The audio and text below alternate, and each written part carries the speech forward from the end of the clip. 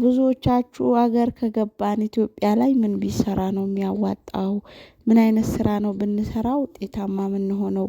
ስንትስ ብር ነው የሚያስፈልገን? ስንት ብር ብንይዝ በቂ ነው ለስራ ትላላችሁ? ቪዲዮ እስከመጨረሻ ተከታተሉ። አሰላሙ አለይኩም ወራህመቱላሂ ወበረካቱ። ውድና የተከበራችሁ ውድ ቤተሰቦቼ ሁላችሁም በያላችሁበት አላህ ይጠብቃችሁ ይጠብቀን። ለቤቴ አዲስ ሆናችሁ ሰብስክራይብ አድርጉ። ትላንትና ላይክ አድርጉ አይከፈልበትም ስትሉ ታናዱኛላችሁ ብለሻል። አትናደዱ አትናደዱ። እሺ በቅንነት አድርጉ። እሺ በቅንነት አድርጉ። እና እንግዲህ እህቶቻችን አገር ገብተን ምን አይነት ስራ ነው የሚያዋጣን? ስንት ብርስ ብንይዝ ነው በቂ ብር የሚሆነው ለስራ ብለው የሚጠይቁ እህቶች አሉ። ልክ እንደ ባለ ኮሜንቷ ማለት ነው። እኔ 1 አመት ነው የቀረኝ፣ ምን አይነት ስራ ቢሰራ ነው የሚያዋጣው ብላ ኮምታለች። እና እንግዲህ የሚያዋጣው ስራ እንደ ቦታው፣ እንደ ሀገሩ፣ እንደ ሁኔታው ነው። አሁን ለምሳሌ እናንተ እዛ ሆናችሁ ወይ ቡቲክ ከፍታለሁ ብትሉ ያላችሁበት አካባቢ ለቡቲክ የማይሆን ቦታ ሊሆን ይችላል። ወይም ደግሞ ሱቅ ሱፐር ማርኬት እንደዚህ ከፍታለሁ ብትሉ ያ ቦታ እናንተ ያላችሁበት ቦታ ለዛ ስራ የማይሆን ወይም የማይመጥነው ሊሆን ይችላል። ብትከፍቱትም ገቢ አታገኙም።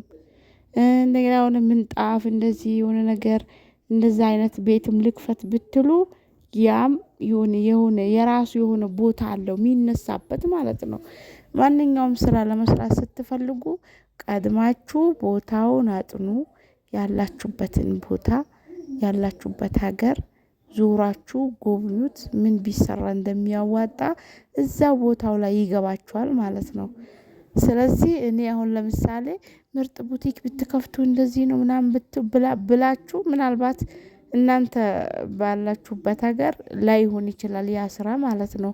ወይ ስራው በዛ ቦታ የበዛ ሊሆን ይችላል። በነገራችን ላይ ሱቅ 1000 ሱቅ ቢኖር ማለት ነው የእድሉን ነው የሚሸጠው። ሁሉም እንዳያያዙና እንዳቀራረቡ ነው።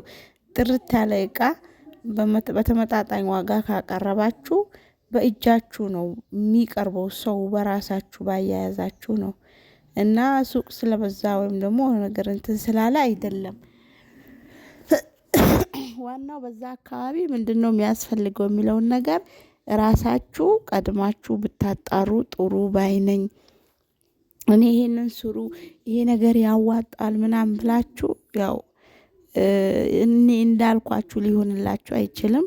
ከዛ ሁሉ ደግሞ እናንተ መዘጋጀት ያለባችሁ ገንዘብ ያዙ። በቃ ገንዘብ ቀልድ የለም። አሁን ያው 46,000 እየገባ አይደል?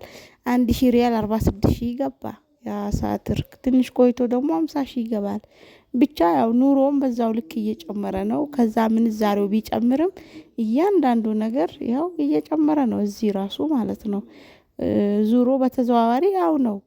ከዛ ምንዛሬ ሲጨምር እዚህም ኑሮ እየጨመረብን ስለሆነ እዛው በዛው ነው። ስለዚህ ምንም ይሁን ምንም ያው ሰው እንደሆነም እንሆናለን ኢንሻአላህ። ምንም ያቅት ነገር የለም። መኖር ነው እስካለን ድረስ ላይ ነብሪ ቢኬስ ሌናለች የሆነች ልጅ አፍሽሩ እስካለን ድረስ መስራት ግዴታ ነው። እና እህቶቼ ብር ይዛችሁ ነውና ያላችሁበት ሀገር ሰፊ ከተማም ይሁን ትናንሽም ከተማ ይሁን በቦታው ለእናንተ የሚያዋጣችሁ ነገር በቦታው ደግሞ ገበያ ያለው ነገር የሚነሳ ነገር ይዛችሁት ቁጭ ካላችሁ ምኑን ሰራችሁት? የቤት ኪራይ እየመጣ ይደርሳል፣ ግብሩ እየመጣ ይደርሳል። እና ብዙ ነገር ወጪ ስታወጡበት ቦታው ማይለዋወጥ ነገር ከሆነ ተሽጦ ማይቀያየር ቶሎ ማይነሳ ነገር ከሆነ እዳው ይበዛል። ከሳራ ነው የሚገጥማችሁና ከእንደዚህ አይነቱ ስራ አላህ ይጠብቀን። እንግዲህ የሰራነው ነገር በሽበሽ የሚልልን አላህ ያርግልን። የረገጥነው የዳበስነው ሁሉ ትርፍ ብቻ ይሆንልን እላችኋለሁ። እና አይዟችሁ እንግዲህ የዛሬ 1 አመት ቀረኝ ልመጣ ያልሽው አለች። አላህ ያሳካልሽ። እኔም 1 አመት ጨምሬ እሄዳለሁ እያልኩ 4 አመት ቆይቻለሁ። እንደኔ እንዳትሆኚ ብቻ ከወሰንሽ ነው። ምንም ያግድሽ ነገር የለም። በውሳኔሽ ነቅነቅ ካላልሽ ትመጫለሽ ኢንሻአላህ። አሁን እኔ ለምሳሌ ሴትዮዬን በቃኝ አሁን ይሄን ያህል ወር ከሰራው ሀገሬን እገባለሁ ሰራተኛ አዘጋጅ አልኳት። እኔም ቤተሰብ ነው እንትን ያልኩት አንድ ልጅ ያው ቤቱ ላይ ቀየርኳት ማለት ነው።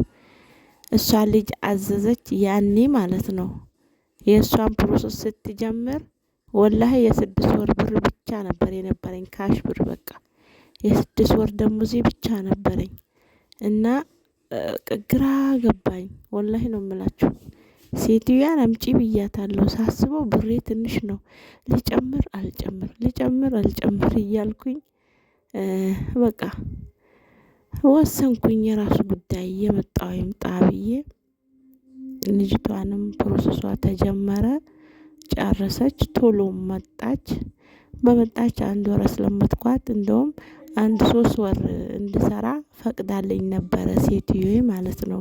ያው ብሬም ትንሽ ስለሆነ ልጅቷም ትለምዳለች አለችኝ። አንቺም ስሪ እስካሁን ድረስ ኖረሽ እየከፋሽ አትሄጂ ብላኝ ፈቅዳልኝ። ያው በመሃል አባቴ ሞቱ 1 ወር ከሰራው በኋላ መጀመሪያ አባቴ ሲታመሙ በቃ እገባለሁ ብዬ ወሰንኩኝ። ወስኜ ያው ያንን የጨመረችልኝ 3 ወር አልሰራም እኔ ልሂድ አባቴ ታመዋል ልድረስና ልምጣ። አይ ልድረስ በህይወታቸው ልድረስ አልኳት። ከዛ በቃ እሺ አለችኝ። ለትኬቴ ስንት ነው 5 ቀን ነው ስንት ቀን ሲቀረኝ ያው አባቴ ሞቱ ማለት ነው ለበረራዬ። እና በቃ የዛኔ ጨርቄን ማቄን አላልኩም ያንን ብር ራሱ ይዤ አልመጣሁም ባዶዬን ነው የመጣሁት። ባዶዬን በቃ ልጅቷ 1 ወር አስለመድኳት አልሐምዱሊላህ። ከዛ ያንን ብር ትቼ መጣሁኝ። እዚህ ከመጣሁ 2 ወር ምናምን ቆይቼ ነው ብሬን የላከችልኝ ሴትዮዬ ማለት ነው ወላሂ ነው የምላችሁ። እና የተባረከች ሴትዮ ናት አላህ ኸይር ጀዛዋን ይክፈላት።